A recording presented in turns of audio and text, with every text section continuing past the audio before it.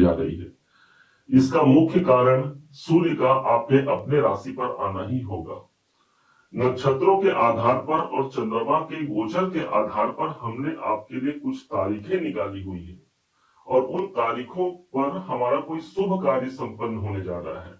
उन तारीखों में कोई महत्वपूर्ण योजना जो हम बना रहे हैं वो क्रियान्वित होने जा रही है। इसके अलावा कुछ तारीखें ऐसी भी रहेंगी जिन तारीखों में हमको सतर्क रहने की आवश्यकता रहेगी। दोनों ही लिस्ट हम आपको पहुंचा पाएंगे, आपको भी बताने जा रहे हैं। इसके अलावा कौन से उपाय से इस महीने को सर्वश्रेष्ठ महीना बनाया जा सकता है, उन उपायों को भी जानिएगा।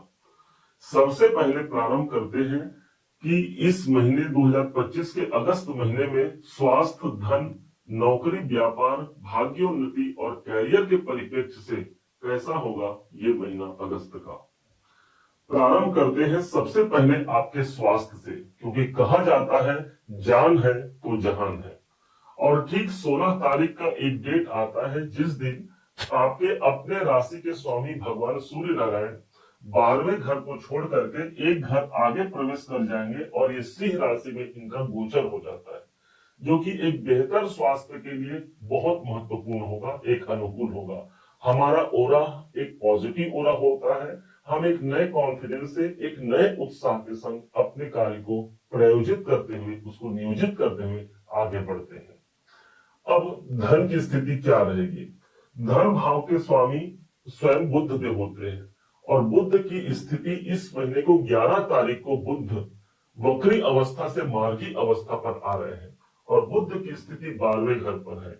जो अधिक खर्चे हमारे बने हुए थे या खर्चों को लेकर के हम परेशान थे, तो यहाँ एक पॉजिटिविटी दिखती है, उन खर्चों पर हम नियंत्रण लगा पाते हैं।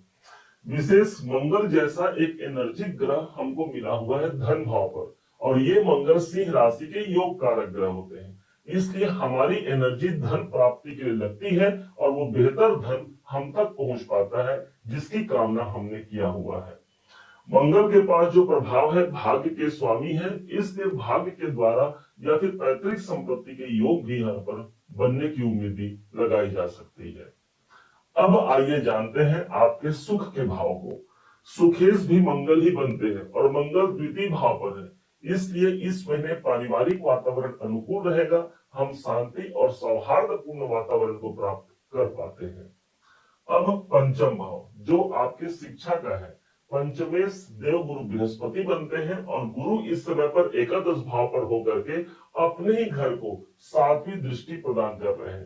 कोई ग्रह जब अपने घर को ही देखता है तो उस घर की हानि नहीं करता, बल्कि उस घर की वृद्धि करता है। तो जो शिक्षा प्राप्त कर रहे हैं उनके लिए एक अनुकूल समय हो गया, उनके ज्ञान में वृद्धि होती है। क्योंकि लाभ भाव से देख रहे हैं पंचम भाव को, तो शेयर मार्केट संबंधी कामों में भी इस महीने उछाल रहेगी, लाभ के अवसर देखने को मिलेंगे। नौकरी के परिप्रेक्ष्य से कैसा होगा आपके अपने सिंह राशि के लिए अब जानते हैं। ध्यान दीजिएगा, शनि यहाँ पर स्वयं छठे भाव के स्वामी होकर के ठीक अष्टम भाव पर वक्री चल रहे हैं। इसका मतलब ये हो गया कि नौकरी इस समय पर अनुकूल स्थिति पर रहेगी। कुछ ऐसे भी कार्य बन सकते हैं ना जो आपने पहले छोड़ दिया है, वो कार्य से भी आप इस समय पर जुड़ सकते हैं।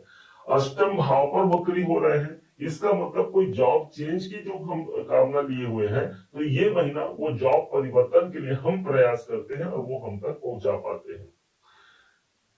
व्यापार के लिए जो लोग व्यापारी वर्ग हैं, व्यापार भाव पर राहु जैसा ग्रह विद्यमान है, वो हमको भय और भ्रम प्रदान करता है राहु, क्योंकि उसका वो काम है, हमको अनावश्यक सा वो डर प्रदान करेगा। सप्तम भाव पर विद्यमान है, इसलिए जो उस डर से बाहर निकल गया वही राहु के शुभ प्रभाव को ले पाएगा। न सिर्फ इस महीने बल्कि आने वाले लंबे समय तक ये राहु विद्यमान रहेंगे सप्तम भाव पर। विशेष बात यह हो गई कि इसी भाव पर 7, 8, 9 देव गुरु बृहस्पति की दृष्टि आ रही है, ठीक नवम दृष्टि।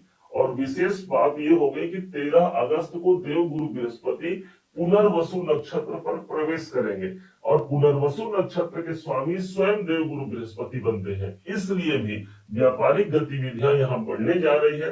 कोई नए क्लाइंट मिल सकते हैं, लाभ भाव से वो देख रहे हैं, इसलिए कोई डील से, कोई बिजनेस के कार्यों से हमको बड़े लाभ के अवसर भी न सिर्फ अगस्त के 13 तारीख से बल्कि 5 दिसंबर तक, जब तक गुरु का गोचर रहेगा तब तक वो लाभ के अवसर विद्यमान रहेंगे।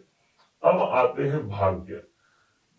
भाग्य के स्वामी बनते हैं मंगल है, और मंगल की स्थिति इस समय पर ठीक द्वितीय भाव पर, धन के भाव पर है। हालांकि यहाँ पर शत्रु राशि पर मंगल विद्यमान है, परंतु एक ऐसे स्थान पर है जहां पर मंगल की स्वयं की 8वीं दृष्टि अपने भाग्य भाव पर पड़ रही है।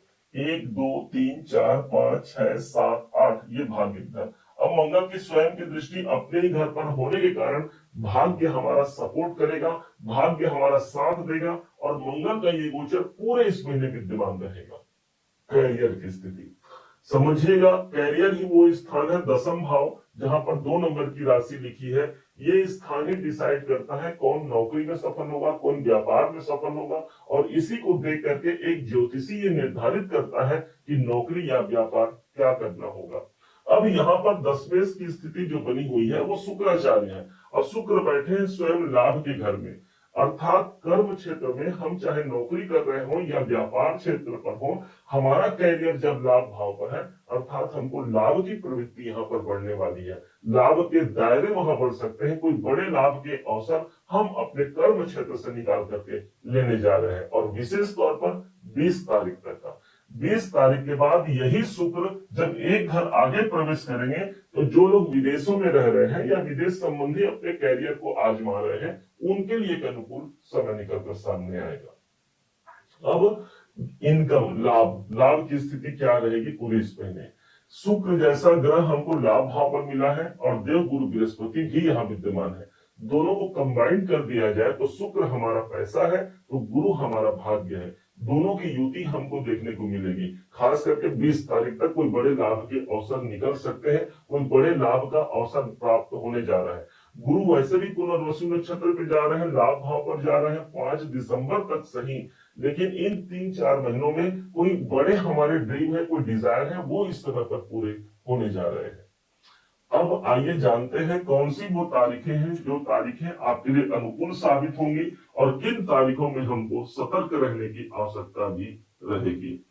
शुभ तारीखों में है 1 अगस्त, 2, 18, 19, 23, 24, 27, 28 और 29 तारीख हमारे लिए अनुकूलता से सिद्ध होंगे। इसके अलावा 3 अगस्त, 5, 12, 13, 14, 21, 22 और 30 तारीख को हमको सतर्क रहने की आवश्यकता भी रहेगी। अब उपाय क्या कर सकते हैं इस महीने को सर्वश्रेष्ठ महीना बनाने के लिए? सूर्य नारायण का ध्यान करना सबसे महत्वपूर्ण होगा, क्योंकि सूर्य आपके अपने राशि पर तो आ रहे हैं, परंतु सूर्य केतु का सूर्य ग्रहण योग भी बनेगा। इसलिए भगवान सूर्य की आराधना करना, उनको जल अर्पण करने से भगवान सूर्य हमारे भाग्य की वृद्धि करेंगे, और साथ ही साथ हमारे स्वास्थ्य और कैरियर के दृष्टिकोण से भी भगवान सूर्य का साथ आपको उन्नति के मार्ग तक पहुंचा जाएगा। उम्मीद है आप सबने इसे समझा, आप सबने इसे जाना है।